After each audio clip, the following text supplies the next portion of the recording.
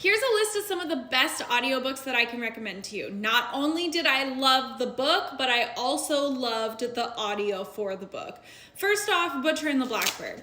I thought it was really good. It's more of a fluffy romance with some dark aspects to it. I wouldn't consider it like a full-blown dark romance, but the audio is very good. It is set in duet, where throughout the entire book, the female does the female characters and the male does the male characters, and I really liked it.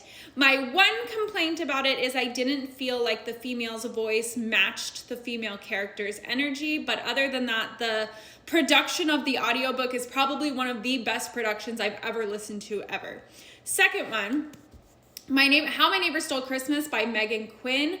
This has a full cast, so it's not just two people, but it has an entire cast, and it's not graphic audio. So it doesn't have the distracting background noises or anything, but it does have a full cast, and it is in duet narration. So as you're reading the chapters, each voice is each person. It's, oh my God. And this book is so good. All around, probably my favorite audio. Now, if you're looking for something dark, That Sick Love by Jessie Hall and also Hawk by Jessie Hall, these are both narrated by Joe Arden, and I really enjoyed them. Actually, Butcher and the Blackbird is also Joe Arden. I went on a Joe Arden sprint, but I really enjoyed these books by him. This one is going to be a little less dark, a little more taboo.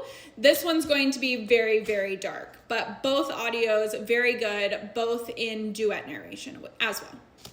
Now, if you're looking for a little trauma drama, that's my new genre for Saving Noah, trauma drama.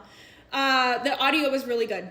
I enjoyed this audio a lot. It is a single narrator, but it was done really well, and it pulls at your heartstrings. It pulls at your heartstrings, but it is so good. Just if you need to, check your triggers. If you don't, raw dog this shit. It's such a good read. A little historical fiction. This audiobook made me fall in love with Julia Whelan.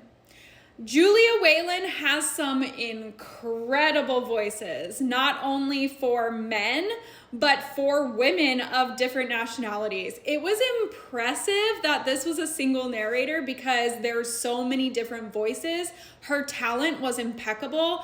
I loved this audiobook, and I now love Julia Whelan. This is going to be a little bit of an emotional romance. This audiobook is also a single narrator, and this narrator's male voice is probably the most impressive male voice coming from a female that I've ever heard. I thought that this book was set in duet because her male voice is so impressive. I was very, very, very shocked by how good this audiobook was. Loved this. Highly recommend. And then a few thrillers that I listened to on audiobook that I thought were really good. Never Lie by Frida McFadden, The Teacher by Frida McFadden, and then Local Woman Missing by Mary Kubica. This was a really good audiobook, for sure. It was crazy. So I hope that helps. Happy reading, because audiobooks are still reading.